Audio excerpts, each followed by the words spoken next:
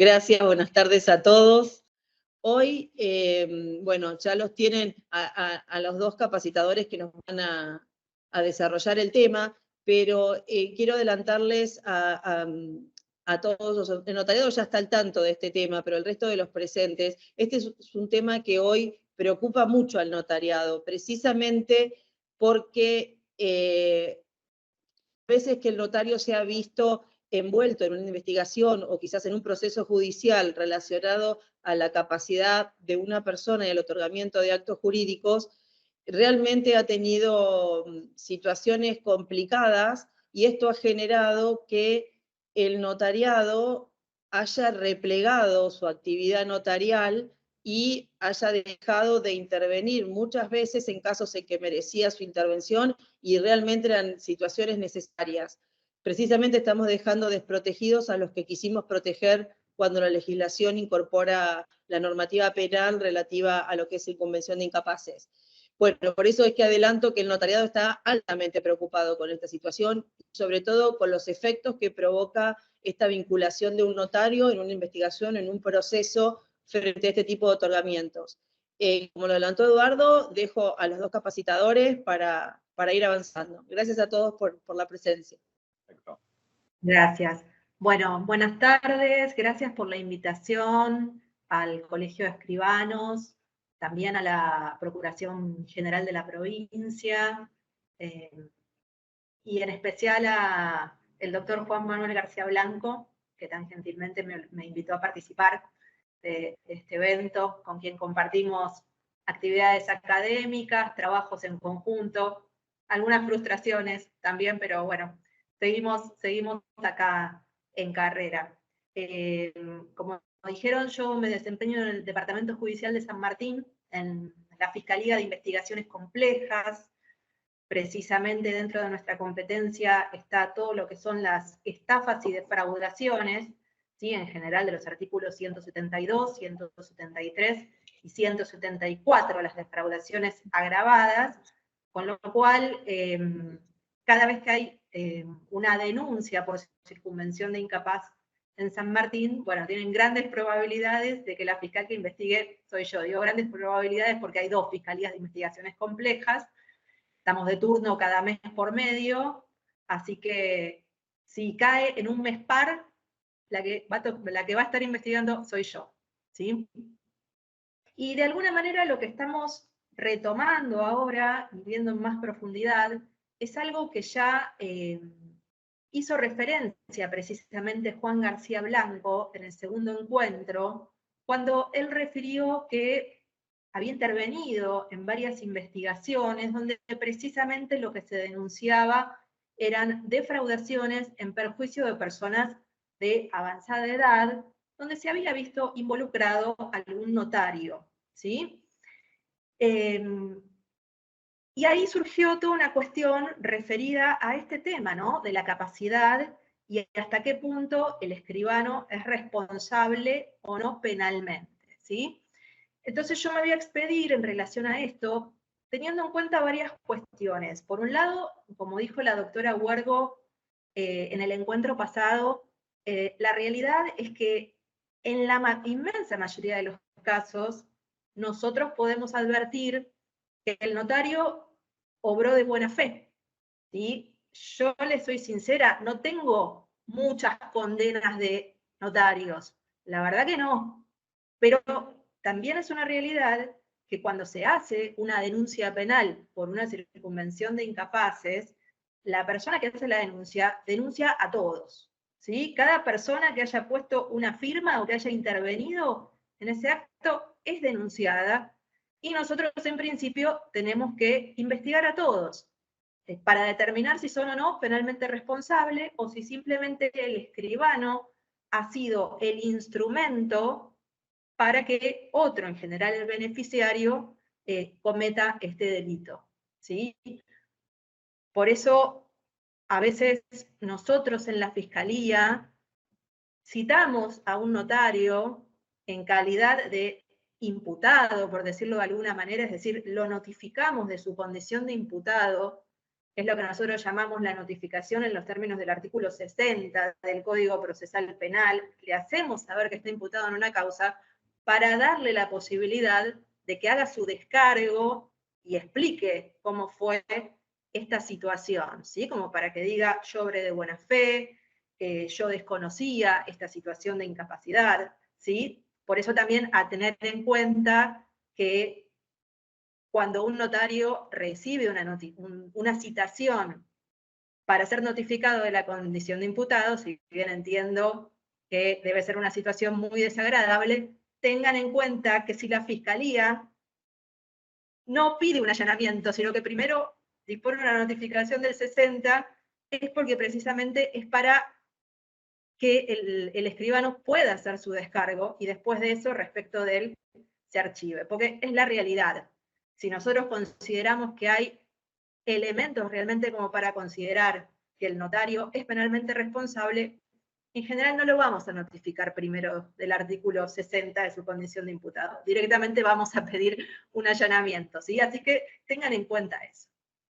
Pero bueno, yendo un poco entonces al tema concreto de la capacidad de las personas, ciertamente, como se dijo en este encuentro, donde Juan García Blanco habló de estas cuestiones de las defraudaciones en perjuicio de personas de avanzada edad, sabemos que para nuestro ordenamiento la capacidad de las personas es la regla y la capacidad se presume, ¿sí? Y eso es en todos los ámbitos del derecho y en especial porque está consagrado en tratados internacionales de jerarquía constitucional aprobados por ley en nuestro país.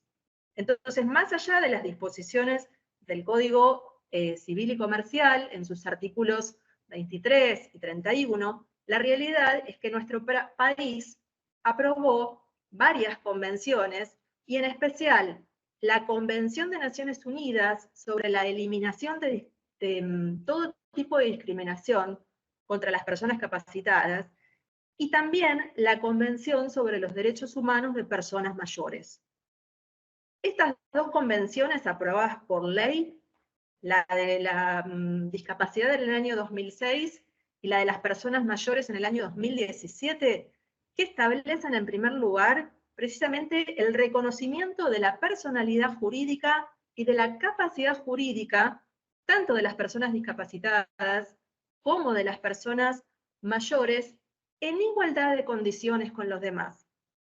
Acá algo que, digamos, que siempre llama la atención, y es que la convención dice que personas mayores, adultos mayores, por decirlo de alguna manera, son las personas mayores de 60 años. Digo que llama la atención porque en este momento una persona de 60 años, la verdad que creo que cualquiera de nosotros la considera una persona joven, en plena actividad, digamos. ¿O será que todos estamos cada vez más cerca de los 60, entonces decimos, es muy joven a los 60, pero es la realidad, ¿no? Una persona mayor piensa en alguien tal vez de más de 80 años, ¿no? Pero bueno, para la convención y para la ley argentina, una persona mayor es una mayor de 60 y dice, y por lo menos, o a lo sumo de 65, dice, pero no nos podemos exceder de los 65, ¿sí? Esa es una cuestión a tener en cuenta. Como les decía, ambas convenciones consagran la plena capacidad jurídica, pero también, y acá viene entonces esta relación con la ley penal, ambas convenciones establecen una salvaguarda adecuada y un apoyo para impedir los abusos. Es decir, evitar que haya influencia indebida, evitar conflictos de intereses, y velar de que no sean privadas de sus bienes de manera arbitraria. Y en definitiva, esta previsión es lo que precisamente está consagrado en el artículo 174, inciso segundo, ¿sí?, del Código Penal, donde precisamente se reprime la circunvención, también llamada captación o explotación de incapaz, que de más está decir, es una defraudación agravada, ¿sí? Agravada en cuanto a la pena, porque tiene un mínimo más alto. Si bien el máximo es de 6 años, igual que en la estafa, el mínimo es más alto. parte de los 2 años de prisión. En la circunvención de incapaz, el propio artículo determina que son, digamos, las víctimas, el sujeto pasivo de este delito, por un lado, los menores, ¿sí? Y por otro lado, los incapaces. La palabra incapaz parece un poco como fuera de moda, digamos, porque no nos olvidemos que nuestro Código Penal es antiguo, ¿sí? Se reformó el Código Civil y Comercial, pero el Código Penal no. Entonces, no habla de restricción de la capacidad, sino que sigue hablando de incapaces.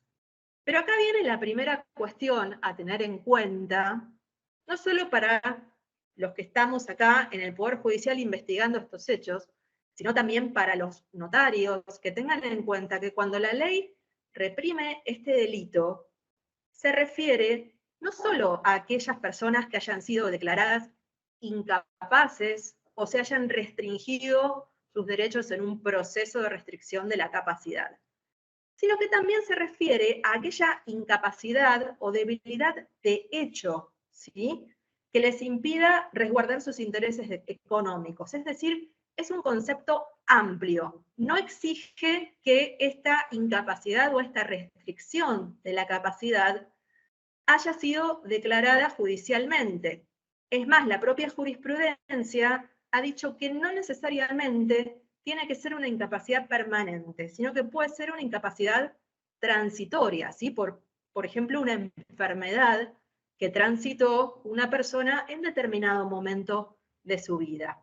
Y precisamente el fundamento es que mientras cursaba esa incapacidad, era más vulnerable y tenía menos posibilidades de resguardar sus derechos, ¿sí? Entonces, esta es una primera cuestión a tener en cuenta. Más allá de que el Código Civil y Comercial reconoce la plena capacidad que se presume y que solo puede ser restringida judicialmente, el delito de circunvención de incapaces es más amplio, ¿sí? No hace falta la declaración de la restricción de la capacidad para que se considere que alguien ha sido víctima de este delito, ¿sí? Sujeto activo, por supuesto, puede ser cualquiera, ¿sí? ¿Con quiénes nos encontramos en general cuando recibimos una denuncia penal? Pueden ser familiares. Muchas veces nos encontramos con denuncias contra un vecino o un encargado de edificio, ¿sí? Donde una persona de avanzada edad firmó alguna escritura donde le donaba, donde le cedía sus bienes, un cuidador, una empleada doméstica, una pareja. Pero como les decía, también en general se denuncia al notario que participó en el acto, ¿sí? El delito va a consistir en un abuso, y este abuso, si bien siempre va a tener un contenido económico, porque en definitiva va a haber un perjuicio económico, sea a la persona incapaz o alguna otra, por ejemplo, algún heredero, este abuso es un abuso ¿de qué? De las necesidades, sea materiales o inmateriales, ¿sí? Por ejemplo, una necesidad de una persona de ser cuidada, o también, ¿por qué no?, de recibir afecto, ¿sí? Por eso muchas veces las personas que se ven involucradas en este tipo de delitos son una pareja, ¿sí? Una novia, un novio, o una persona que cuida, ¿sí?, a esta persona incapaz. Otra cuestión a tener en cuenta es que este delito se consuma con la sola firma del documento por parte de la persona incapaz de hecho, por decirlo de alguna manera, ¿sí? Es decir, no hace falta que el daño patrimonial efectivamente se consiga con el solo hecho de que el incapaz firme el documento, aunque después en la práctica ese documento termine siendo nulo. Con el solo hecho de la firma, el delito ya se consuma, ¿sí? Con lo cual es otro elemento a tener en cuenta, ¿sí? Bien. Cuando se denuncia al escribano, siempre se lo va a denunciar no como un actor directo, sino como un partícipe necesario, ¿sí? Por eso yo les decía que acá lo importante para nosotros es determinar cuándo realmente el escribano ha actuado de manera penalmente responsable, es decir, con dolo, porque no se admite la figura culposa, ¿sí?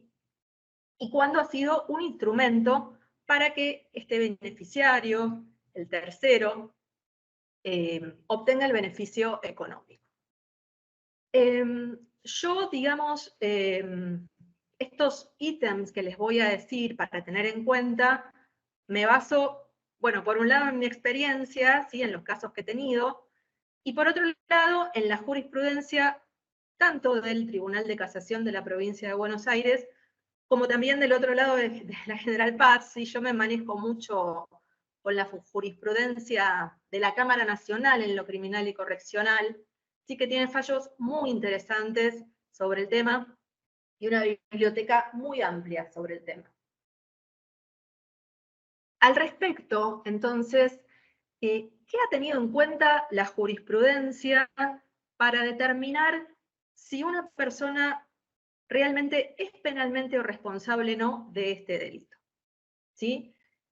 Como dijimos, es un concepto amplio de incapacidad. Entonces, ¿cómo se determina esto? La jurisprudencia ha dicho que basta para configurar este delito que esta incapacidad, de hecho, sea perceptible, ¿sí? Para las personas que intervienen. Es decir, no hace falta que haya una restricción judicial de la capacidad, ni siquiera hace falta que se haya iniciado un proceso de restricción de la capacidad, sino que sea perceptible, de alguna manera que sea evidente, ¿sí? Que esta persona, creo que ustedes le llaman uno de los requirentes, entiendo que es así, que esta persona no se encontraba en ese momento en condiciones de discernir, de firmar, de comprender el contenido de este acto jurídico donde estaba firmando. Ahora bien, con relación a esta percepción de la incapacidad, también la jurisprudencia dijo que tiene que ser evaluada de manera diferente en relación a cada uno de los involucrados, ¿sí? Entonces, precisamente, yendo un poco a los casos estos de personas de avanzada edad, ¿sí? Que firman un documento, una cesión, una donación, una venta, ¿sí? En general, lo que se considera es que no puede evaluarse de la misma manera al familiar, al cuidador, a la persona, no sé, al encargado del edificio, la persona que tenía contacto diario, ¿sí? Con esta persona de avanzada edad, que es la situación del notario, porque por supuesto, una cosa es tener trato diario, ¿sí? Con una persona, que eso hace que uno de alguna manera fácilmente se dé cuenta si esta persona se encuentra en condiciones de discernir o no, que en el caso de un notario, que lo más probable es que tome contacto por una única vez en el momento de firmar el documento, y que en ese caso es probable que no se dé cuenta realmente que esta persona se encontraba en un momento de incapacidad. Entonces, esa es una primera cuestión a tener en cuenta. No podemos evaluar a todos de la misma manera en cuanto a la posibilidad de percibir la incapacidad. Una segunda cuestión a tener en cuenta. Ya de hecho, esto ya se habló en el segundo encuentro. El escribano no tiene que tener conocimientos especiales, no tiene que tener conocimientos médicos, ¿sí? Como tampoco presumir que porque se trata de una persona, no sé, de 85, 90 años, no pueda tomar decisiones. Por el contrario, en realidad, lo que se tiene que analizar, ¿sí? Es cada caso concreto, y extremar los recaudos de cada situación en particular, ¿sí? Pero tampoco podemos pretender que el escribano pida un informe médico o que vaya con un médico, ¿sí? Entonces, cada caso va a ser en particular. Esto se los digo porque, de alguna manera, he visto muchos casos en los que enseguida se hace un proceso penal donde se involucra al escribano, donde se le toma declaración del 308, que la llamamos nosotros, su indagatoria a nivel nacional, se lo procesa incluso el escribano, y después cuando llega a Cámara, ese procesamiento es revocado y se termina dictando el sobreseimiento, ¿sí?, del escribano. Precisamente por esta cuestión. No es lo mismo la persona que conocía la situación general, ¿sí?, de la persona de avanzada edad, que sabía cómo era en la vida diaria, que el escribano que se encontró con él una sola vez para firmar determinado acto jurídico. Bien. Por otro lado, más allá de que no es necesario que exista una restricción de la capacidad, sí es un elemento que nosotros, los operadores judiciales, sí vamos a tener en cuenta, ¿sí? Si existía en ese momento una restricción de la capacidad o un proceso de restricción de la capacidad en trámite. Como también, por ejemplo, si esa persona estaba imputada en un proceso penal y en ese proceso penal, por ejemplo, había sido declarado inimputable. Desde ya, a ver, no necesariamente el escribano tiene que conocer esta circunstancia. Puede existir un proceso de restricción de la capacidad en trámite y que sea desconocido para el notario, con lo cual no se le podría atribuir responsabilidad penal, porque él lo desconocía. Ahora, respecto, por ejemplo, de sus familiares, de los familiares directos, es difícil que no conozcan que hay una declaración previa de inimputabilidad en un proceso penal o un proceso de restricción de la capacidad. Y siempre en estos casos, el Ministerio Público va a tener además que realizar un peritaje médico en relación concretamente hacia el momento del acto de la firma. Esta persona, la persona de avanzada edad, el discapacitado, tenía o no capacidad de discernir y comprender el contenido del acto. Y esto precisamente ¿por qué? Porque no hace falta que la incapacidad sea permanente, sino que puede haber sido una incapacidad transitoria, ¿sí? ¿Cómo se puede probar además esta incapacidad? Además del peritaje médico, que por supuesto es fundamental, por dichos testimoniales, por dichos de vecinos, de allegados, de parientes, que declaren sobre el estado de salud de esta persona para esa época, incluso por filmaciones, por cámaras de seguridad que hubiera en el momento del hecho, en el momento en que se hizo la firma, ¿sí?, del documento. Todos estos son elementos que nosotros vamos a tener en cuenta, ¿sí?, para determinar la responsabilidad penal del escribano. Y al respecto, les quería contar un caso que tuvimos nosotros en la Fiscalía. Hace unos años, se encuentra ya en etapa de juicio, de circunvención de incapaz. En este caso, donde la víctima no era una persona de edad avanzada, sino una persona con retraso madurativo, ¿sí? Donde realmente en este caso se consideró que el escribano era penalmente responsable. Nosotros le recibimos declaración a tenor del artículo 308 y elevamos las actuaciones a etapa de juicio, ¿sí? En este caso, un poco como para contarles cómo fue, esta persona se presentó con un vecino en la Fiscalía La víctima era una persona de unos 40 a 45 años. Nosotros cuando lo vimos, realmente a simple vista nos dimos cuenta que estábamos frente a una persona discapacitada. Físicamente tenía todos los rasgos de una persona con síndrome de Down. Le costaba hablar, le costaba expresarse. Y de alguna manera, lo poco que nos dijo fue que lo habían llevado por la fuerza a una escribanía y le habían hecho firmar y poner el dedo en 2 papeles en blanco. El vecino que lo acompañó dijo que esta persona vivía con los padres, era hijo único, los padres tenían una situación económica buena, tenían varias propiedades.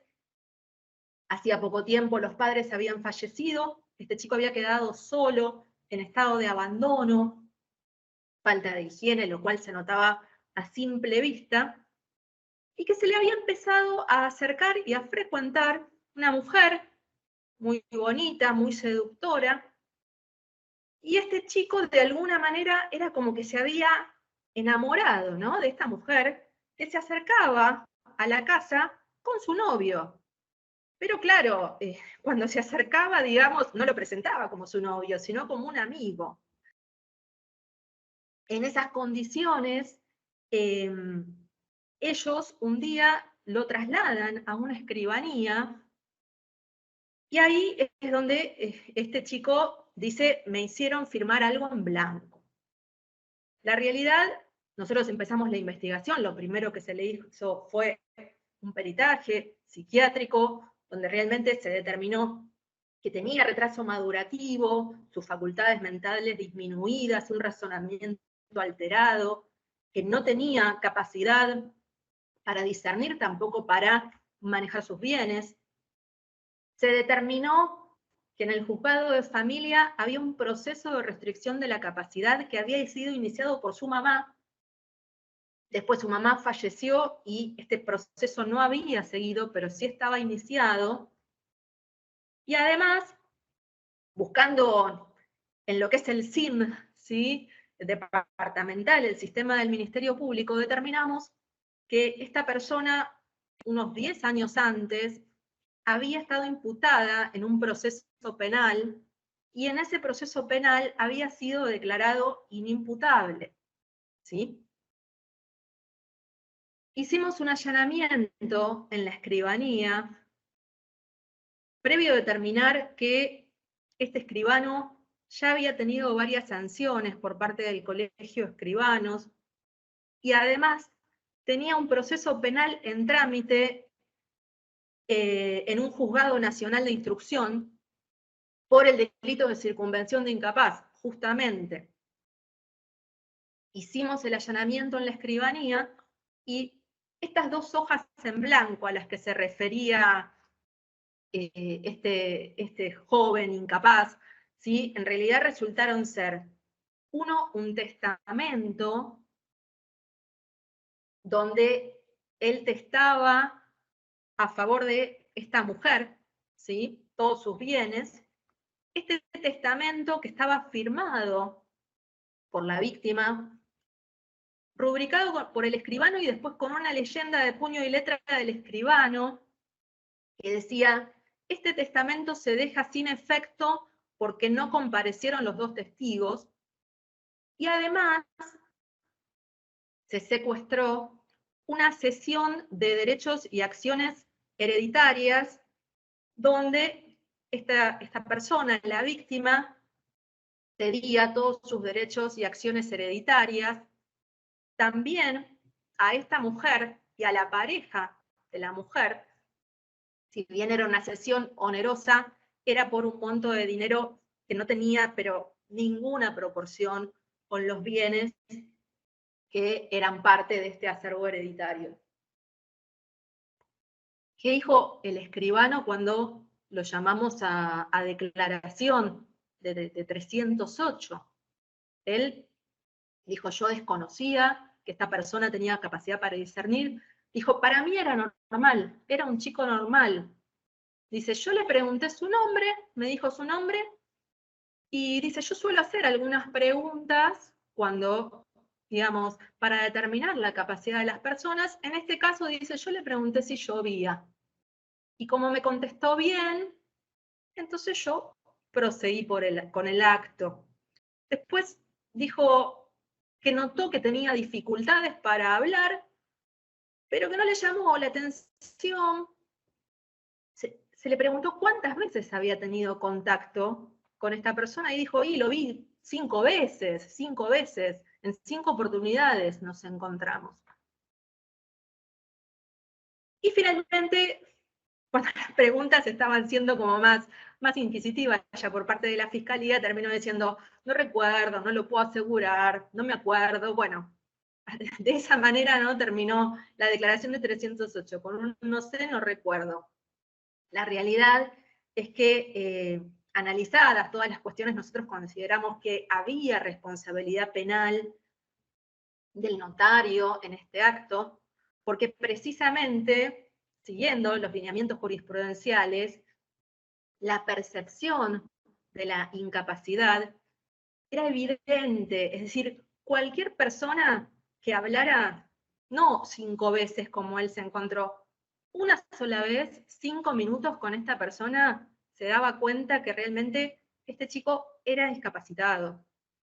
Al solo verlo y solo dialogar con él 5 palabras, uno ya se daba cuenta que no comprendía, decía algunas frases que tenían sentido con otras que no tenían ningún sentido. Además, el hecho de tener un proceso de restricción de la capacidad en trámite, una declaración previa de inimputabilidad, y que los vecinos, todas las personas con las que se le tomó declaración testimonial, gente del barrio, todos decían, todos sabemos que este chico es discapacitado, se nota, digamos, ¿no? Todo indicaba que realmente era imposible que el escribano no se diera cuenta que estaba frente a una persona discapacitada y que realmente no sabía lo que estaba firmando, ¿sí? Por eso se resolvió, digamos, remitir las actuaciones a la etapa de juicio. No les voy a decir la resolución porque todavía no hay sentencia firme, ¿sí? Hubo una sentencia condenatoria, pero bueno, todavía fue de primera instancia, todavía no está firme, ¿sí? Así que un poco, digamos, para que tengan en cuenta cuáles son los parámetros que tenemos nosotros, ¿sí? Cuando investigamos este tipo de procesos, que la verdad no estamos en una casa de bruja de notarios, todo lo contrario. En general, digamos, los consideramos como testigos, que a veces cuando se les hace una primera imputación es para que precisamente tengan la posibilidad de defenderse y para nosotros es más fácil, esto ya lo dijo Juan García Blanco, es más fácil citarlos primero como imputados, que hagan su descargo y después archivar la causa respecto de ellos y seguir respecto del resto, que primero citarlos a una testimonial y después tener que relevarlos de su juramento de decir verdad. Pero sí, por supuesto, que hay ciertos casos que tienen que extremar los recaudos y en caso de duda abstenerse de participar, ¿sí? Para evitar involucrarse en un proceso penal. Así que bueno, esto es mi exposición, espero que les haya quedado clara, no vi si hay preguntas o si serán más adelante, pero bueno, estoy abierta a las dudas que tengan para responder. Gracias. Gracias Andrea. Le damos el pase a Martín y las preguntas las dejamos para el final porque quizás alguna que pueda ir desarrollándose las va a contestar Martín. Bueno, gracias primero por la convocatoria. La verdad que son muy productivos estos encuentros entre ambos lados, ¿no? Desde el lado nuestro, desde el lado del Ministerio Público, y todo lo que pueda decirse acá sirve para que podamos ir poniendo algunas cosas en común. Yo quería partir desde algunos puntos que tomó Andrea al comienzo de la exposición. Habló muy bien de todo el tema vinculado a los tratados internacionales, para ver cómo llegamos hoy al concepto de capacidad y cómo confluye todo esto en el juicio de capacidad o discernimiento que formula el escribano o el notario. Acá, como dijo Victoria, el encuentro pasado voy a usar indistintamente escribano, notario, para no entrar en las diferenciaciones. Acá tenemos que partir desde un primer momento, ¿no? Que es cómo evolutivamente, progresivamente, la ONU fue ampliando el derecho internacional de lo que son los derechos humanos para incluir normas específicas de reconocimiento de derechos de los grupos más vulnerables de la sociedad, ¿no? Que es uno de los puntos que nos ocupa acá. En lo que es este marco internacional, la Convención sobre los Derechos de las Personas con Discapacidad, la que mencionó Andrea, que fue aprobado por la Ley 26378 en el año 2006, mencionó Andrea, con jerarquía constitucional del año 2014, representa un cambio en el enfoque de la discapacidad, ¿no? Esta convención, llena de principios generales, tiene una piedra angular, que es el artículo 12. Este artículo 12 establece el reconocimiento pleno e igualdad ante la ley de las personas con discapacidad. La discapacidad, entonces, en lo que es el concepto que nos da la Convención y este artículo 12, no puede ser una limitación y una desventaja como principio, ¿no? Y el Código, sabiamente, avanzó, el Código Civil y Comercial avanzó en materia de capacidad jurídica de las personas en el sentido expresado por la Convención. Si vamos al artículo 32 del Código, vemos que esta norma redujo notablemente la figura de la incapacidad casi a su mínima expresión, ¿no? Se modifica la estructura del curador que teníamos del Código Civil y se incluyó un sistema de toma de decisiones con apoyo en el artículo 12 de la Convención para las personas con capacidad restringida. También tenemos que tomar en cuenta la ley 26657, la ley nacional de salud mental. ¿Por qué? Porque esta ley significó un importante avance en la materia concerniente a la restricción de la capacidad jurídica de las personas al incorporar expresamente el paradigma de los derechos humanos, principalmente los artículos 2 y 12 de la Convención sobre Derechos de las Personas con Discapacidad. Entonces, pasamos, como nosotros teníamos la concepción del Código de Vélez, pasamos de la reglamentación de un atributo civil a la edificación de un régimen de reglamentación del derecho humano a la capacidad jurídica, ¿no? Como se venía calificando en el plano internacional. Entonces, hoy tenemos a la capacidad jurídica como un paradigma del derecho vigente, con alcances completamente diferentes al Código Civil. Hoy ya no tenemos capacidad e incapacidad como dos caras de una moneda. Se presume, como bien dijo Andrea, por el solo hecho de ser persona, artículo 31 del Código, es decir, la capacidad se presume por el solo hecho de ser persona. La preexistencia de la persona es condición necesaria para ser titular de derechos. Tenemos que considerar las restricciones en los hechos y actos concretos, no en forma general, desde la consideración de diversas graduaciones, desarrollo de autonomía progresiva, por ejemplo, en el caso de los niños, niñas, adolescentes, como uno de los grandes paradigmas también del derecho autor, ¿no? Y especial consideración de la capacidad como parte de una vida reconocida constitucionalmente dentro del concepto de la dignidad humana. Es decir, en la proyección de la capacidad sobre la incapacidad evita la exclusión de las personas a quienes está destinada la protección. Sabemos que en el ámbito patrimonial, por ejemplo, la capacidad es un presupuesto de todo acto, ¿no? La capacidad no es un elemento, lo que nosotros estudiamos en civil, no es un elemento esencial del acto, sino que es un presupuesto de validez del consentimiento. Como decía López de Zavalía, ¿no? Los presupuestos son aquellos requisitos que influyen en el acto, son extrínsecos, pero son anteriores a él, es decir, existen independientemente. Y llegamos a la definición, el alcance de lo que es primero la capacidad de derecho, que es el artículo 22. El artículo 22 podemos dividirlo en dos partes, ¿no?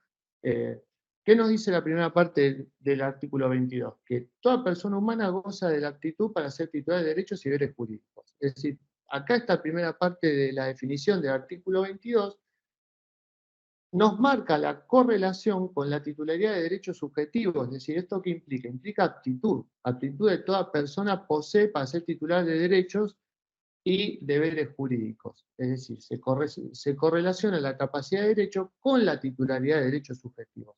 Y la segunda parte del artículo 22 del Código Civil y Comercial, que nos dice que la ley puede privar o limitar esta capacidad respecto de hechos, simples actos o actos jurídicos determinados. ¿Qué nos marca esto? El carácter flexible o graduable, por decirlo, que nos está precisando en el sentido en que la ley puede limitarla por consideraciones de orden superior. Entonces, en esta disquisición que hacemos siempre entre capacidad de derecho y capacidad de ejercicio hoy, sabemos que en materia de capacidad de derecho, la regla es la capacidad, las limitaciones están expresamente previstas en la ley.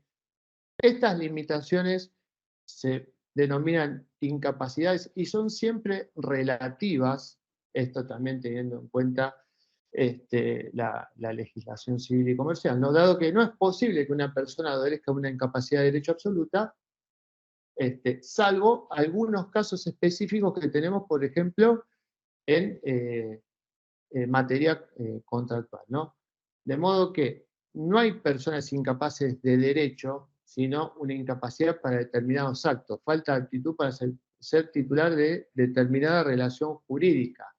Era lo que López de Savaria también, que cité antes, nos decía, ¿no? La incapacidad absoluta de derecho es la muerte civil o negación de la personalidad. El artículo siguiente, el artículo 23, ya nos manda a la capacidad de ejercicio. Toda persona humana puede ejercer por sí mismo sus derechos, dice el artículo 23, salvo las limitaciones expresamente previstas en el Código y una sentencia judicial. El Código, en este marco de constitucionalización del derecho privado, abandona la distinción entre incapacidad de hecho absoluta y relativa, como también las categorías de menor impúber, menor adulto, demente, sordomudo. Y hoy la capacidad de ejercicio importa la facultad de poder ejecutar el propio sujeto esos derechos y deberes jurídicos de los cuales es titular.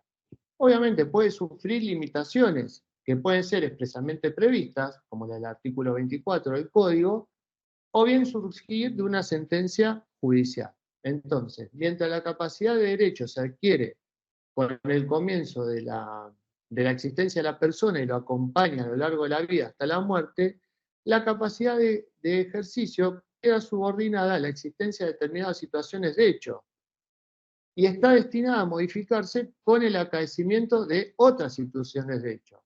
Por ejemplo, la edad.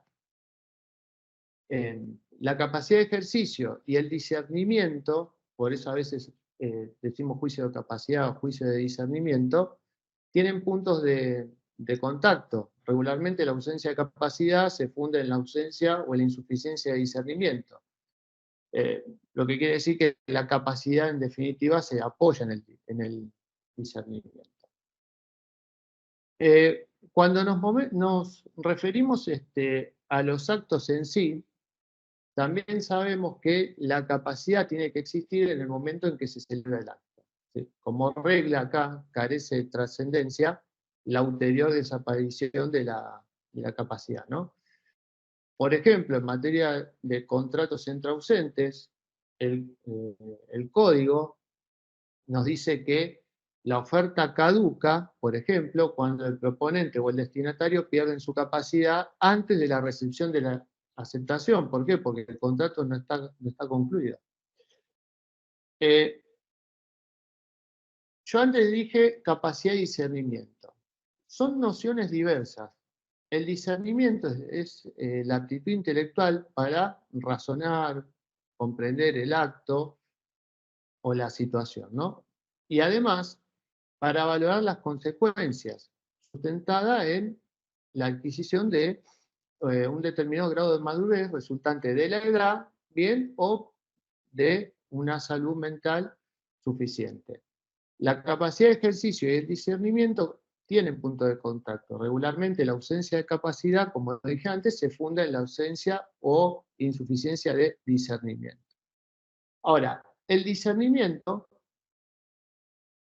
incide no solo en la validez del acto, como pasa con la capacidad, sino, por ejemplo, en el régimen de imputación o la extensión de la responsabilidad. El discernimiento se vincula más que nada a situaciones y estados en que se encuentra el intelecto de la persona, mientras que la capacidad deriva de una determinación que el ordenamiento formula en abstracto y con carácter general.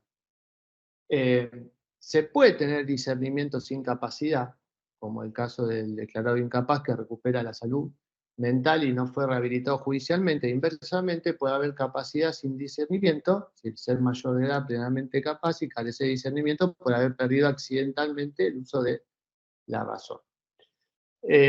Andreas también se refería al tema de la sentencia, ¿no? ¿Y cuáles son los efectos de la sentencia que limita, por ejemplo, la capacidad? Volvemos siempre a insistir con la presunción, ¿no? La presunción de capacidad es siempre la regla. Ahora, el juez está facultado a restringir la capacidad de ejercicio de la persona cuando sea necesario para el mejor ejercicio de sus derechos. Ante requerimientos notariales de personas con capacidad restringida, teniendo conocimiento de esta situación, se debe estar a lo dispuesto por la sentencia judicial que la determine y al sistema de protección que se establece en la sentencia. En esta sentencia, el juez debe determinar los actos y las funciones que se limitan, artículo 38, y establecer las clases y tipos de apoyos necesarios para coayudar el ejercicio de la capacidad jurídica de la persona. Las restricciones siempre son de carácter excepcional y solo para actos determinados en la sentencia. Las medidas judiciales requieren su inscripción, ¿no? Como nos dice el artículo 43 del Código.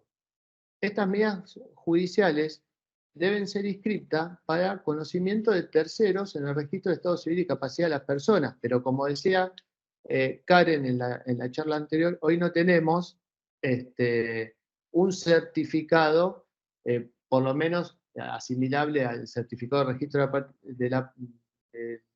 el registro de los certificados registrales que nos aseguren la vigencia o una suerte de prioridad por un determinado tiempo, ¿no? Hoy no contamos con esta herramienta. Ahora, el problema mayor en este sentido lo plantea el artículo 44 del Código, cuando establece que los actos posteriores a la sentencia de la persona incapaz y de capacidad restringida que la contraríen, ¿no?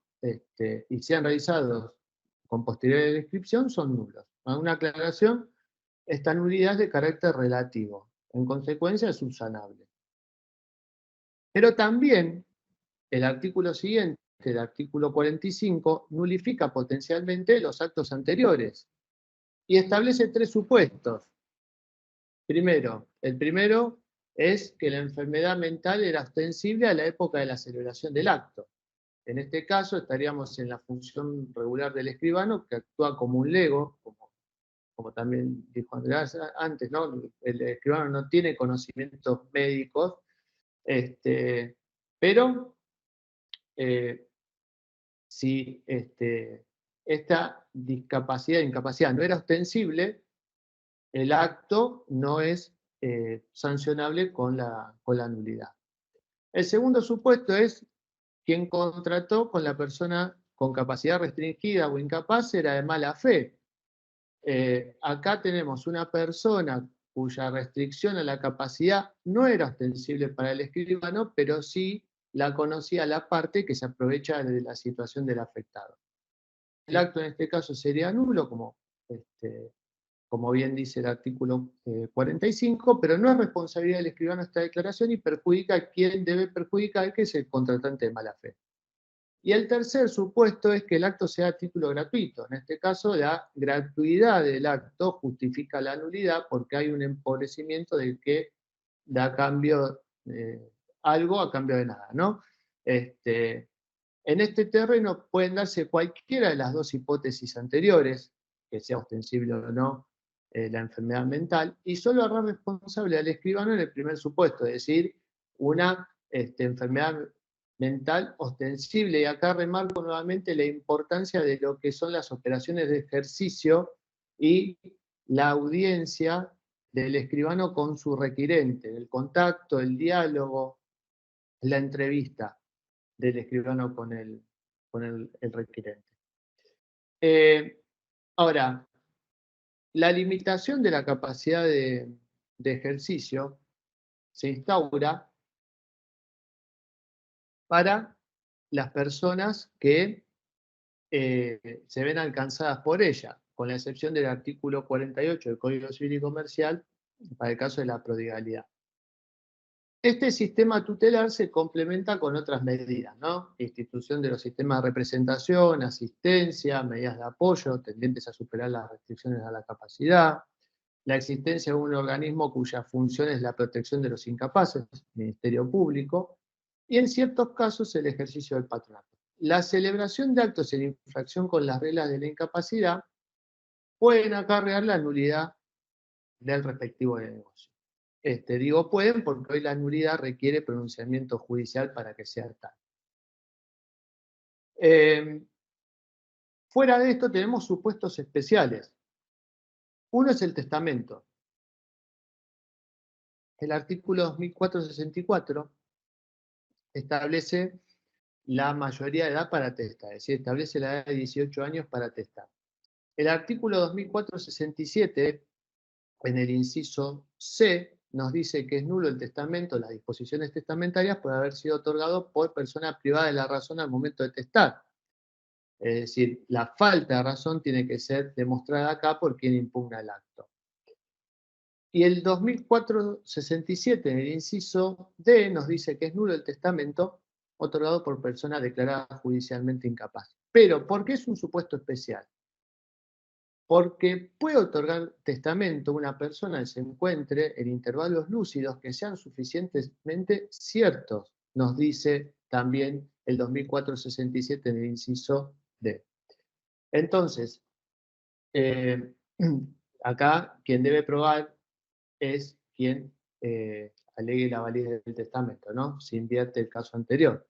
Si de la sentencia de restricción a la capacidad nos surge expresamente limitado el acto testamentario, se debe estar al juicio de capacidad del escribano y a la presunción de capacidad, como dice el artículo 32. También tenemos un supuesto en el caso de las directivas anticipadas. La persona plenamente capaz puede anticipar directivas y conferir mandato respecto de su salud y previsión de su propia incapacidad. Puede también designar a la persona o personas que tienen que expresar el consentimiento para los actos médicos y ejercer su curatela. Siendo la regla de la capacidad, quienes tengan restringida la capacidad solo podrán ser privados de la posibilidad de otorgar directivas anticipadas en tanto y en cuanto la sentencia así lo establezca. Todo este nuevo escenario planteado con la sanción del Código Civil y Comercial hacen que el juicio de capacidad sea más complejo porque las situaciones que antes se resolvían a través de la declaración de incapacidad hoy deben resolverse a la luz de la Convención de Derechos de las Personas con Discapacidad y del Código Civil y Comercial de la Nación, porque a los efectos de la función notarial se tiene que analizar cada caso concreto tomando en cuenta el acto que se tiene que autorizar. Entre capacidad e incapacidad existen grados, matices, circunstancias que deben analizarse desde el plano jurídico legal diferenciado y personalizado. El juicio de capacidad o discernimiento implica la convicción que tiene el escribano de la aptitud del requirente para entender y comprender el acto en toda su dimensión. Este juicio de discernimiento o capacidad no requiere obligatoriamente constancia instrumental, es decir, es una de las funciones u operaciones del ejercicio de mayor trascendencia en la actividad notarial junto con el juicio de identidad, y comienza con la interacción personal del escribano con su requirente, e incluso se puede llegar a desarrollar a lo largo de varias etapas, ¿no? Consiste en definitiva en el convencimiento del entender y querer del acto concreto por parte del requirente, para lo cual el escribano puede valerse de distintos elementos y herramientas, pero en definitiva decidirá mediante un juicio de razonabilidad y convicción personal la aptitud del requirente para el otorgamiento. El escribano evalúa el discernimiento de la persona en cada caso, volvemos, no es especialista médico, en virtud de las circunstancias que rodean al caso. Esta evaluación culmina con un juicio notarial amparado en el escribano como funcionario público, la fe pública delegada al escribano. Y es importante acá citar una guía que elaboró la Unión Internacional del Notariado Latino, elaboró una guía de buenas prácticas para personas con discapacidad, con principios, recomendaciones y criterios generales a seguir, ¿no? Por eso el juicio de capacidad conlleva la actitud de entender y querer del requirente conforme a la naturaleza que está del acto que está otorgando. No es un juicio médico, volvemos a insistir en eso, ¿no? El código en el 301 exige que el escribano no solo deba recibir por sí mismo las declaraciones de los comparecientes, sino que tiene que calificar los presupuestos y elementos del acto. Por eso antes mencioné la capacidad como un presupuesto del acto. Entre los presupuestos se incluye esta actitud para querer entender. En el ámbito de la provincia de Buenos Aires, cuando la ley 9020 impone entre los deberes del escribano el examinar con relación al acto, instrumentarse la capacidad de las personas individuales y colectivas, artículo 35, no puede pretender que el escribano dé un juicio médico sobre capacidad porque no tiene conocimientos para ello. Lo que tampoco signifique que tiene que consignar en el documento, mediante constancia documental, este juicio de capacidad. Por ejemplo, nunca dejamos constancia de la existencia de intención, libertad, o inexistencia de dolo, de error o de violencia. Pues nadie duda que el escribano debe abstenerse de autorizar una escritura en la que alguna de las partes carezca de libertad, ¿no? Por ejemplo, se encuentre bajo violencia física o moral, o a sabienda de la intención es la otorgar un acto distinto e instrumentado. Pero nunca se consigna nada de esto expresamente. ¿Por qué entonces consignar el juicio de discernimiento o capacidad documentalmente? Si el hecho de que la persona suscriba el documento ya hace presumir que el escribano formuló el juicio conforme a la actitud del sujeto que lo está otorgando.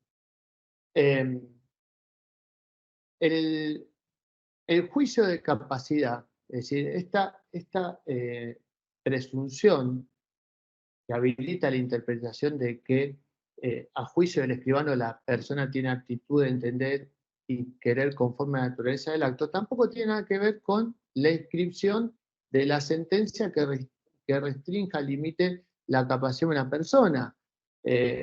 Volvemos sobre el principio, la excepcionalidad de las limitaciones a la capacidad impiden que se sospeche como persona limitada o restringida en el ejercicio de los derechos a un sujeto. Es decir, ¿por qué tengo que obligar a un sujeto a probar por una constancia de un registro lo que la ley presume en el artículo 31? O Sería como reconocer la plenitud de los derechos de la persona, luego limitarlo dejándolo sujeto a un órgano del Estado para que lo ratifique. En este sentido, el escribano, el notario, tiene que llegar al convencimiento de la actitud del sujeto conforme a la naturaleza del acto, ¿no? Cuando hablo de actitud, no quiero decir que el otorgante no padezca la más mínima restricción tampoco a las facultades, porque inevitablemente el transcurso del tiempo va mermando algunas facultades, ¿no? Por ejemplo, nos puede pasar también perfectamente a nosotros, ¿no? No reconocer no acordarnos de algo, de alguna situación, no acordarnos de una palabra, pero eso no significa que el discernimiento está mermado o que haya un peligro inminente. Lo importante es que el escribano llegue a ese convencimiento acerca de la aptitud del requirente. Eso es lo importante del juicio de capacidad. Discúlpame, Martín, sí. Tengo una pregunta que es sobre el tema, ¿te la puedo hacer ahora? Dale, Karen, sí. ¿El escribano hace este juicio de capacidad en todos los actos en los que interviene o en algunos casos puntuales? Bien. El juicio de capacidad, vamos a encuadrarlo, integra lo que son las calificaciones del escribano, ¿no? Es decir, es una actitud axiológica que tiene lugar fuera del documento y ingresa después. Es una valoración dual que hace el escribano, en dos situaciones de hecho. En cuanto a la persona de los intervinientes como sujeto de derechos y obligaciones, y otra en cuanto al objeto del negocio o hecho material documental. Todo lo que tiene su punto de confluencia en la aceptación o rechazo del requerimiento, ¿no? Entendemos que esa valoración es concreta, esa valoración del discernimiento es concreta con relación al acto otorgarse. Lo primero que hace el notario siempre es atender a la gravedad o importancia del acto. No es el mismo discernimiento necesario, por ejemplo, para requerir la constatación de un hecho, para otorgar un poder para cobrar un alquiler, para certificar una firma. La perfecta razón del requirente no tiene que considerarse en abstracto tomando en comparación una entidad, ¿no? El juicio de capacidad no puede ser en abstracto y anticipado. Se tiene que circunscribir al caso concreto que se le plantea al notario. Por eso, cada acto tiene que valorarse de forma en concreta. Un elemento importante para guiarse es la coherencia del requerimiento con la vinculación del acto. Por ejemplo, una escritura, ¿no?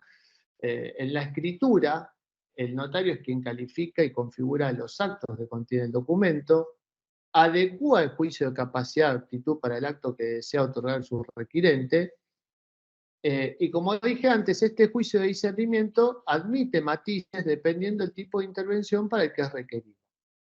Por ejemplo, en el caso de la certificación de firmas, el requirente concurre a la notaría con el instrumento privado, o requirentes, ¿no? Porque pueden requerirnos para certificar un contrato de alquiler, por ejemplo.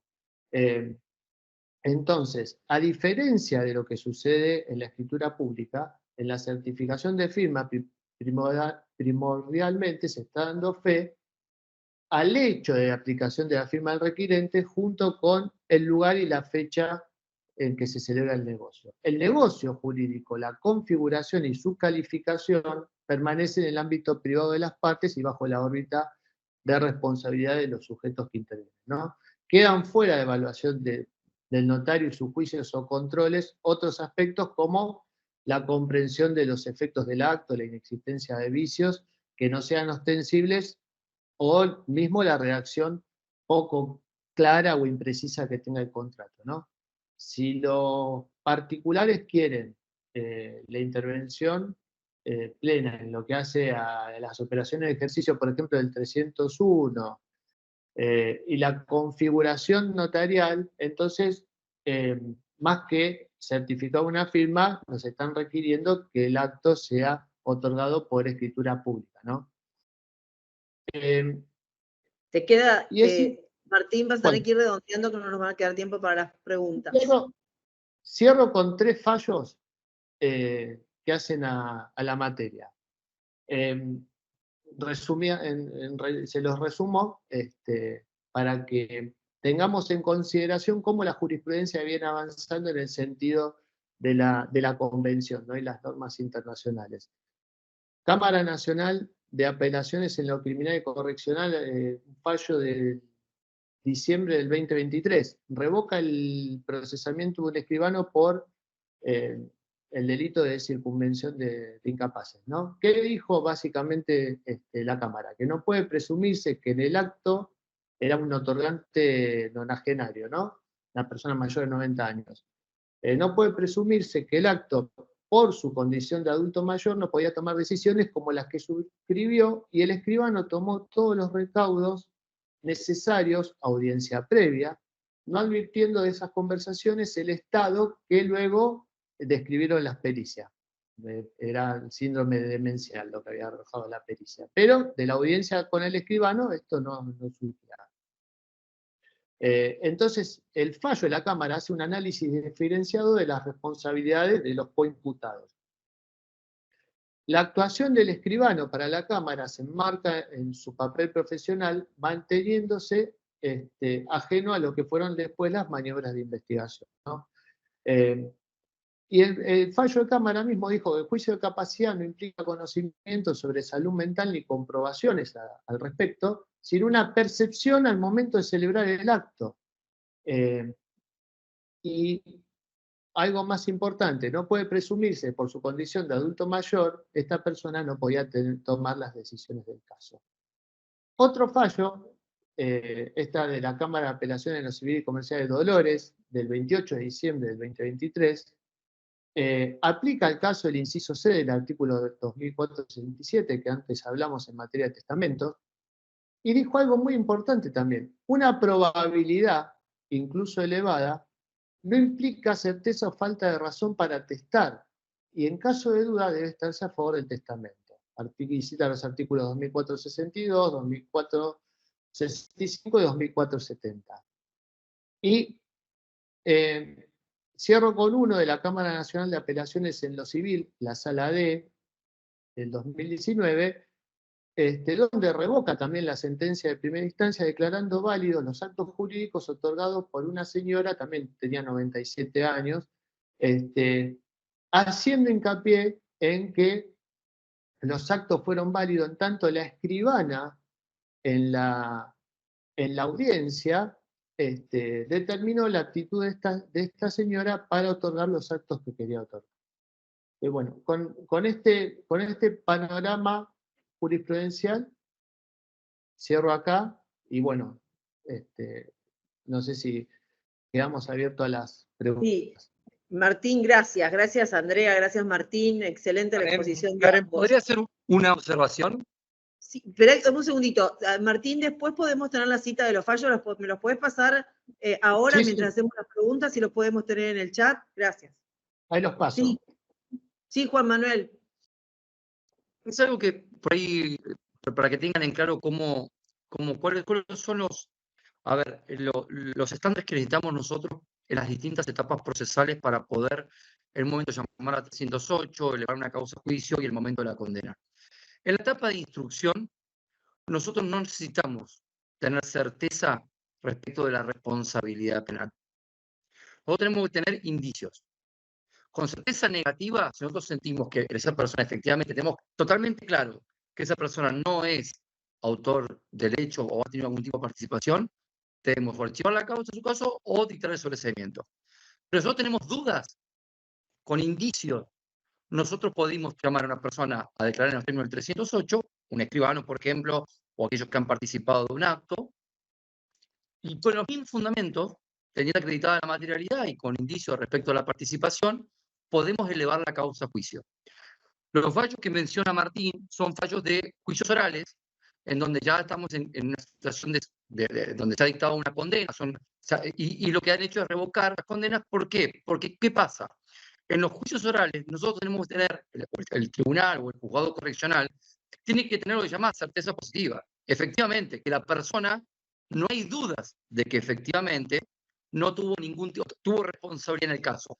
En caso de duda en el juicio oral, debe absolver. Entonces está acá muy claro lo que dicen los fallos de Martín. ¿Por qué? Porque lo que no ha podido probar en ese caso el Ministerio Público en el debate por lo que entiende el tribunal, es que ha habido certezas de que la persona al momento de otorgar el acto, el testamento o la donación o lo que fuere, se encontraba en una situación de incapacidad. ¿Sí? Entonces, una de las cosas que yo refiero, y esto es más que nada para los fiscales que están, o los funcionarios judiciales que están participando, es que nosotros en la etapa de instrucción, con dudas, podemos llevar el caso a juicio oral. Pero ¿qué pasa?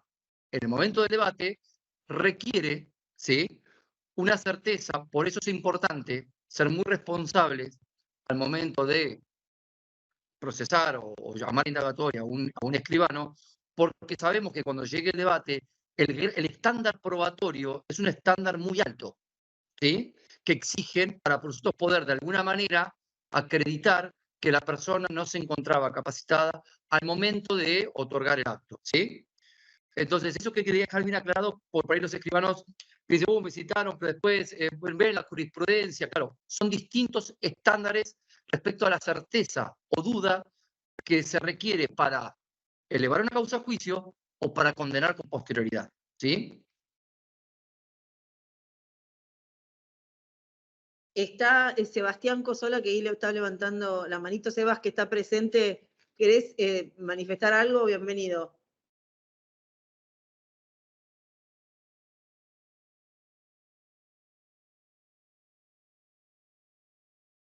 No te veo, Sebastián. ¿Podés hablar? Hola, sí, buenas tardes a todos. ¿Me escuchan bien ahí? Sí, sí, te escucha bien. Bueno, qué placer enorme. En primer lugar, saludar tanto a Andrea como a Martín. Pude escuchar, hace un ratito pude ingresar y escuché en una primera parte, me pareció fantástico todo nos ilustra, todos estamos aprendiendo. Y pedirles disculpas además que no pude conectarme en las clases anteriores por tenía otros compromisos. Pero bueno, confío en que voy a ver los videos y voy a seguir aprendiendo. También les pido disculpas de antemano si lo que voy a preguntar no lo trataron, aunque yo creo que está en el tratamiento del tema de hoy. Como no pude escuchar bien tanto de Martín como lo de Andrea, a lo mejor se pasó, les pido disculpas si les voy a hacer una pregunta que desde hace muchísimo tiempo a mí me tiene, digamos, sin una respuesta que alcance a consolarme del todo, a verlo del todo. Una de las cosas más comunes del derecho penal es hacer una reducción de falsedad a los testamentos, ¿no es cierto? Cuando sobre todo esos testamentos son considerados por las personas que pueden haber sido afectadas por esa decisión, son considerados injustos, ¿no? Todo el derecho del mundo tiene un heredero frente a una mejora o un legatario frente a la posibilidad de que se lo haya dejado de lado en razón de que otro legatario haya tenido el 100% de los bienes cuando no había derechos forzosos a reclamar en un testamento. Pero lo que me llama la atención a mí poderosamente es lo siguiente. Siempre en el testamento por acto público se ataca a la capacidad o se advierte de la no lucidez o no capacidad del otorgante del testamento por la vía de la redargución de falsedad. Y la pregunta que yo les hago, a ver cómo podríamos lograr yo un mayor entendimiento, ¿por qué se hace la revolución de falsedad para atacar una parte de la escritura que no tiene fe pública? Porque nosotros eso tenemos en claro. Una de las cosas que más claras tenemos desde el ejercicio teórico y práctico del derecho notarial son dos notas del Código de Vélez tan importantes que siguen siendo ejemplares en la doctrina para comprender este tema de la capacidad. La nota al artículo 993 y la nota al artículo 3616. El 993 era el antiguo de la revolución de falsedad, ¿no? 296 hoy, y el 3616 es el que hablaba de la capacidad para otorgar un testamento. Y ambas notas son tan claras, ¿no? La nota del 993 dice se habla de los hechos que por su oficio el oficial público debe conocer. Sin embargo, si un escribano, por ejemplo, estableciera que una persona tiene capacidad suficiente, esta aseveración no tiene ningún efecto y admite cualquier prueba en contrario. Mientras que la nota del 3616 dice, el estado de demencia es un acto que puede probarse de acuerdo a los peritos, presiones, no sé cuánto. Pero si un escribano, por ejemplo, dijese que la persona está capacitada, esto tampoco tiene ningún tipo de efecto. Y dice claramente la nota, los escribanos no tienen ni misión ni posibilidad alguna de manifestar la capacidad de la persona. Y si eso lo llevamos nosotros al juicio de determinación de la capacidad, que hay que determinar diagnóstico, pronóstico, fecha aproximada, manifestación de enfermedad, necesidad de integración, peligrosidad, estudio sociocomunal y ambiental en donde vive la persona, y después de 8, 9, 10 meses una persona va a dictar la capacidad, ¿cómo nosotros podemos comprender que se ataque un testamento por redargución de falsedad y no por cualquier simple prueba contrario cuando hablamos de la capacidad? ¿Cómo se explica eso? Esa era la pregunta que yo quería hacerles. Si alguno me puede orientar en la respuesta, se los voy a agradecer con todo cariño. No sé si Andrea o Juan Manuel, alguno de los dos quiere contestar.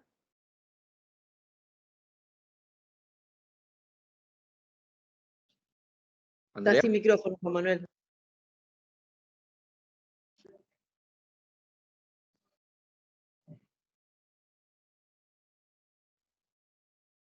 A ver. Estás con micrófono cerrado, Andrea, si querés deshabilitarlo.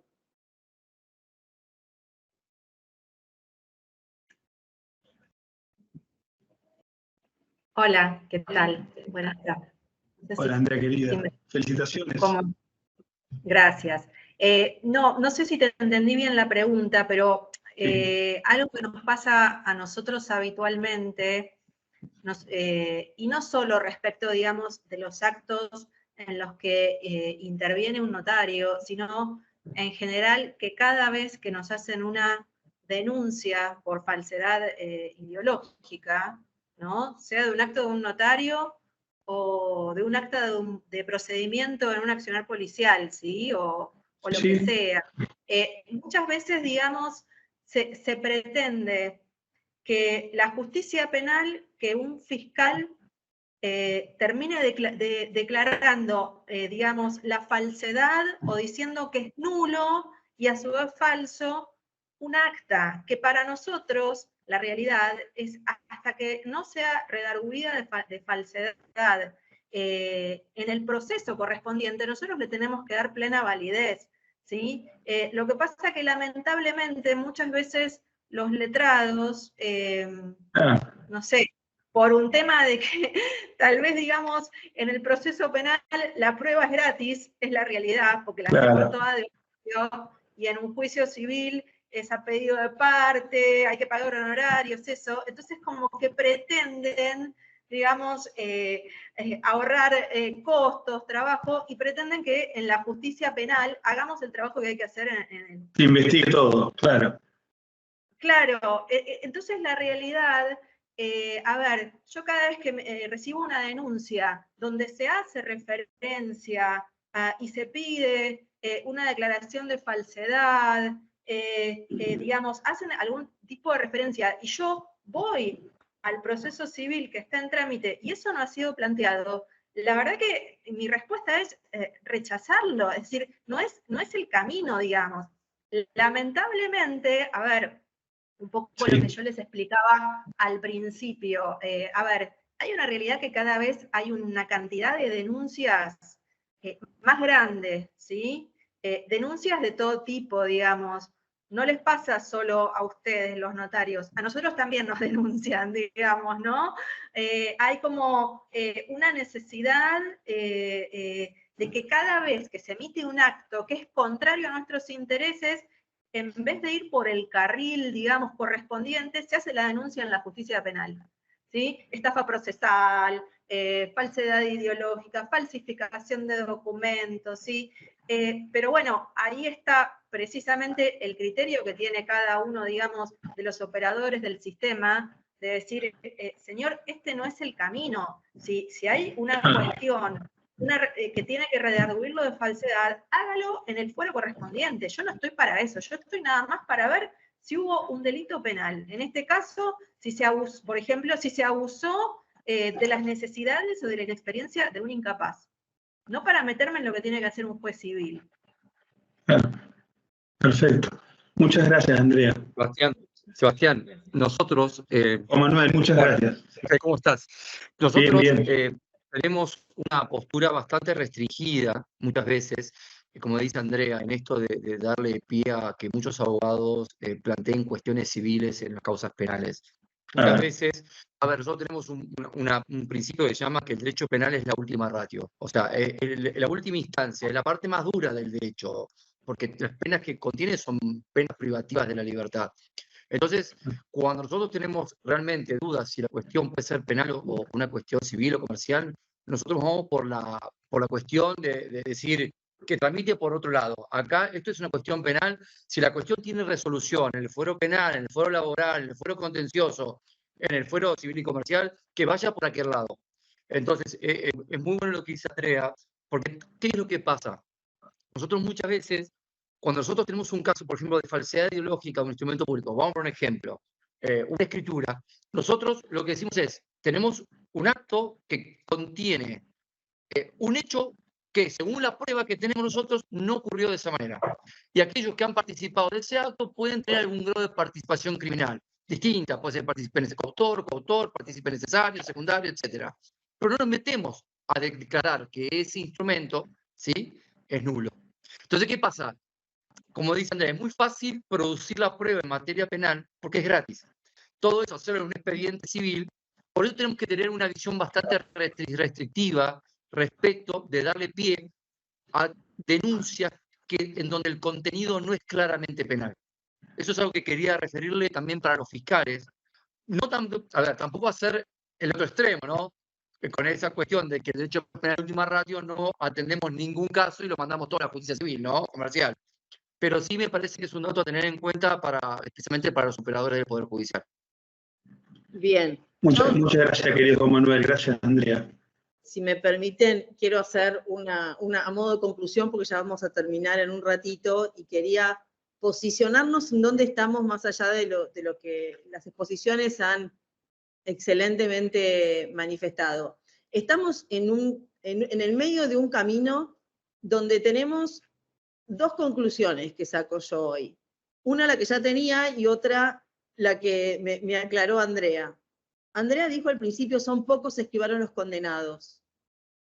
Y el problema que nosotros tenemos hoy en el notariado es que los escribanos se niegan casi en su mayoría, no quiero decir un porcentaje porque hay muchos casos donde los escribanos nos consultan y nos preguntan y nos manifiestan, no lo hice porque tenía temor a que como esta persona mayor o quizás está peleada con la familia o lo que sea, terminen involucrados en un proceso. Esto de que sean citados a indagatoria los escribanos para nosotros como escribanos o un allanamiento para nosotros no es gratuito, no solo monetariamente, sino por una cuestión en la sociedad de cómo se nos de alguna manera perjudica en esto de que hubo un allanamiento y en un pueblo o en localidades más chicas o no tan chicas, un allanamiento termina siendo muy perjudicial, no para el notario, para la sociedad, porque la sociedad es la que después no termina confiando en un profesional que fue involucrado en una indagatoria cuando después termina que no termina condenado. La realidad es que todas estas excelentes manifestaciones que hicieron Martín y Andrea con relación a la capacidad, yo me permito decirles algo. Cuando ustedes vean un testamento, piensen que ahí no hay un escribano, hay un héroe. Porque para nosotros hoy autorizar una escritura en estas condiciones es terrible. De hecho, hay muchos escribanos que son con una trayectoria intachable y que están siendo involucrados en este tipo de investigaciones y llamados indagatoria, con lo que significa para un notario ser llamado indagatoria. Para ustedes es algo tan común como para nosotros el protocolo. Pero para nosotros es trágico, realmente es dramático. Llamamos 35 abogados penalistas, el Colegio de Escribanos, las delegaciones, entramos todos en alerta roja. Y la realidad es que para nosotros es altamente importante estar involucrados de esa manera. Yo me permito adelantarles que de por sí cuando hay un otorgamiento de un testamento, hay un examen y una presunción de un obrar de buena fe del escribano por su naturaleza misma de la función notarial. El Estado confió en el escribano y le delegó la fe pública y la intervención en este tipo de actos por la trascendencia que tienen. Entonces, no podemos presumir que el escribano no obró de buena fe. Tiene que repensarse esto de otra manera. Por eso es que estamos todos en esta situación, que precisamente en los vulnerables y quienes necesitan otorgar un acto, no lo están teniendo por este temor a vernos en una indagatoria. Esta es la realidad. El Estado delegó en nosotros esta presunción de que lo que estamos haciendo está en un marco de legalidad, de estudio. Nadie va a otorgar un testamento en 2 minutos, esto se los puedo garantizar, pero con el corazón sobre la computadora. Estamos en una situación crítica frente a la sociedad, y nosotros como escribanos lo estamos planteando en todas las capacitaciones, en todas las reuniones, en todas las jornadas. Estamos acá lo están diciendo en el chat, el temor nos paraliza. Esta es una realidad, porque para nosotros es trascendental, sobre todo, que se entienda que si nos piden algo, nos vamos a acercar, y si nos preguntan si hubo algo que vimos raro, les aseguro que nadie va a otorgar el acto. De hecho, no hay tantos condenados, pero lo que nos preocupa es este llamado a una indagatoria para ratificar algo que ya lo dice el testamento. En el testamento, si bien no hay un juicio expreso de capacidad que diga, este señor vino bien, le pregunté varias veces, ya está en el hecho de la materialización del acto en sí el juicio previo. Entonces, todo lo que vamos a poder acercar en una indagatoria no va a ser más que lo que se plasmó indirecta o directamente en un testamento.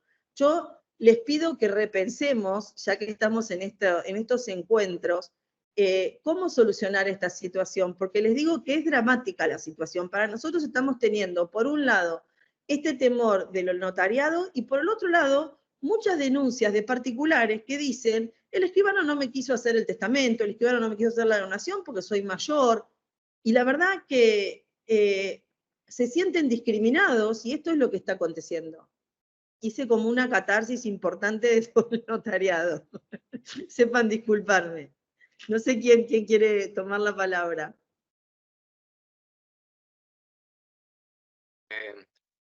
Comparto, Andrea, te robo la palabra un segundito. No, comparto lo que dice Karen, y yo creo que estas capacitaciones es importante nosotros para entender un poco también la idiosincrasia, la forma de trabajo, la normativa que regula el ejercicio del notariado, y entender con profundidad y con mayor certeza el alcance de las normas y de las funciones. Creo que muchas veces hay un desconocimiento porque a los penalistas nos enseñan normalmente los delitos sencillos, ¿no? Digamos, vamos a la facultad y digamos,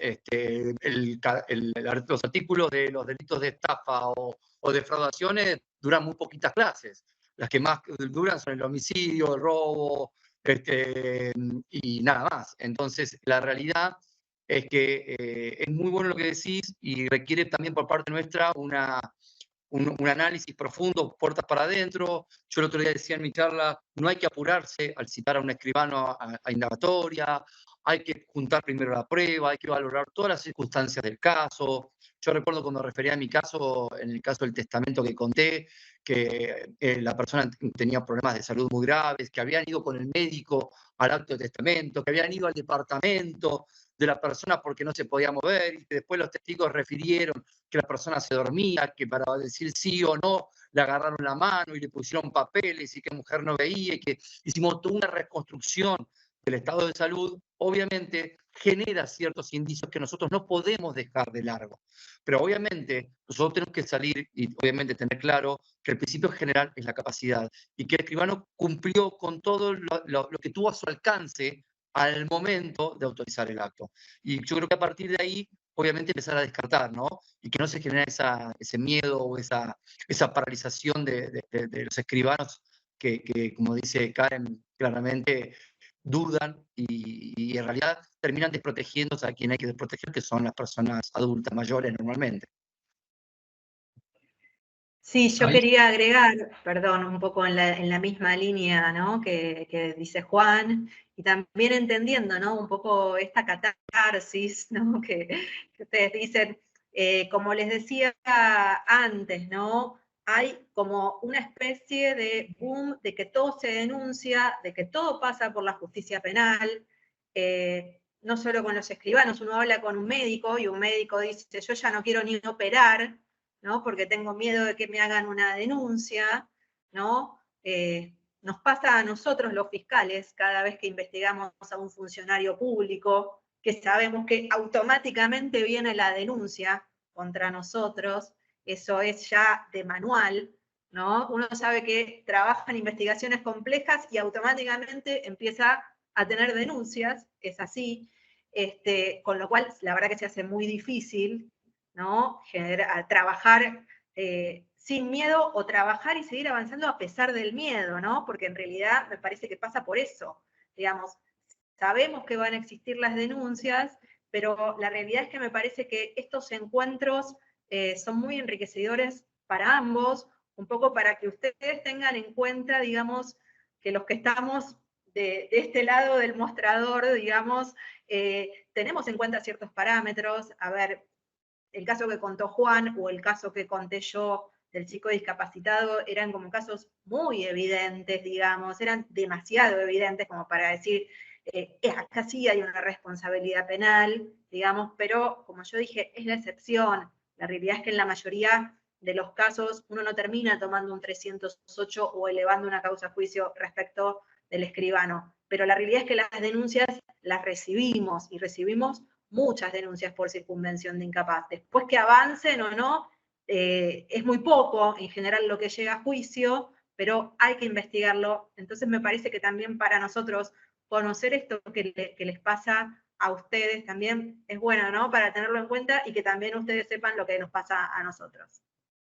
Sí, gracias Andrea y gracias Juan Manuel a los dos. La realidad es que nosotros hacemos un primer filtro. Les puedo asegurar que hay muchos casos que no llegan a la justicia precisamente porque no se otorgaron, pero también en esta caída de esos casos sospechosos, por decirlo de alguna manera, caen los que sí realmente necesitaban nuestro servicio notarial y no lo han tenido, con el agravante que nuestro servicio notarial es obligatorio por ley. Nosotros no podemos negarnos porque tenemos miedo a estar en una indagatoria, pero es lo que está ocurriendo. Entonces tenemos muchas denuncias de particulares por un servicio notarial negado infundadamente. Y estos son denuncias que van al Tribunal de Ética, a los escribanos se los suspenden. Entonces estamos viviendo como en una situación crítica donde nos vemos en el medio de esta encrucijada con el agravante que nosotros somos depositarios de la fe pública por el Estado, y eso significa que hay una creencia primaria que lo que nosotros hicimos está bien, por decirlo en forma más fácil para entenderse. Y estamos encontrándonos que esta presunción no está operando. Entonces, mi mayor anhelo sería que podamos tener en nuestros amigos los fiscales que nos ayudan tanto en la prevención de los delitos, que para eso estamos trabajando en conjunto, se interprete esto, ya hubo un filtro, que cosas se nos pueden escapar, siempre se nos escapan, como se nos escapan simulaciones, como se nos escapan fraudes en una compraventa, en una donación, todo el día se nos están escapando vicios de los actos jurídicos. Esto que intentó proteger a determinada población, la terminó perjudicando.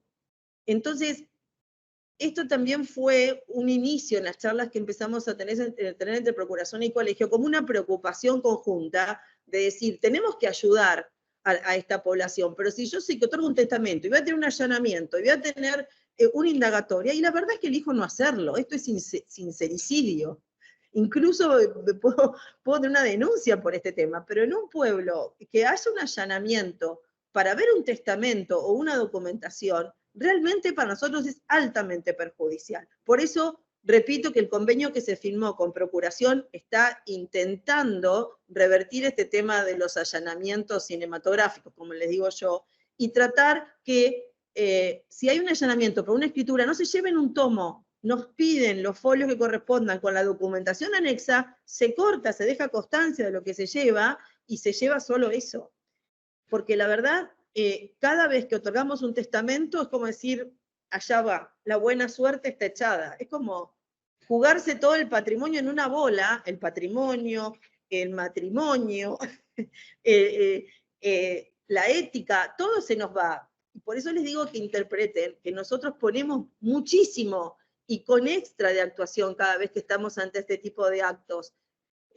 Así que se nos está yendo el tiempo, si alguno quiere agregar algo más. Adelanto que una de las próximas charlas que vamos a hacer en mayo va a ser precisamente este tema, así que vamos a ir tratando de solucionarlo. No sé si alguno quiere agregar algo más antes de cerrar, se me fue Eduardo. Estoy yo, Karen. Ah, Martín, desde la clandestinidad. Desde la clandestinidad. Usando términos conocidos. Bueno, estoy viendo que en el chat están comentando precisamente todo esto, lo que estoy diciendo, que tenemos muchos controles nosotros, el tribunal notarial, el juzgado notarial, el mismo control interno nuestro. Me quedé sin saliva, esto es el estrés y la angustia de contar y hacer terapia con ustedes. Además que nos sale carísimo para pagar todos los abogados penalistas cada vez que estamos llamados a una indagatoria. Quiero que sepan que el colegio no está financiando las indagatorias de los escribanos. Bueno, si te parece... Karen, perdón. Disculpen esta también corroborando todo el control que nosotros tenemos. Además, por normativa, los escribanos que son sancionados tienen que salir publicado en el diario de mayor circulación de la ciudad la pena del escribano. Entonces, imagínense ustedes, como bien decía Karen recién, que los que estamos en ciudades relativamente chicas, la publicación en el diario de una pena para el escribano es prácticamente el aniquilamiento de ese escribano para toda su vida de ejercicio. O sea, por eso tomamos tantos recaudos, ¿no? Y por eso tanto miedo.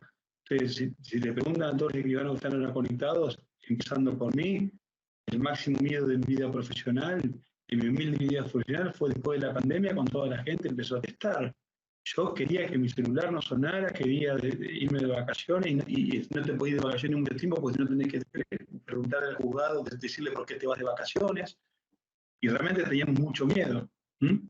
Así que por eso es muy válida esta charla. Muchas gracias, aprendimos mucho. Muchas gracias a todos. Bueno. Si te parece, vamos cerrando. Sí, claro, Martín.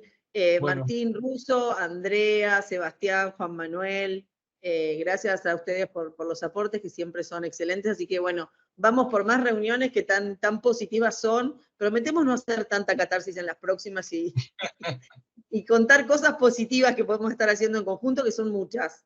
Así que no les adelantamos más nada, pero va a haber muy buenas charlas en los próximos encuentros, porque de cada uno sale mucho para hacer en conjunto, que esto es lo importante. Así que tengan buen fin de semana a todos.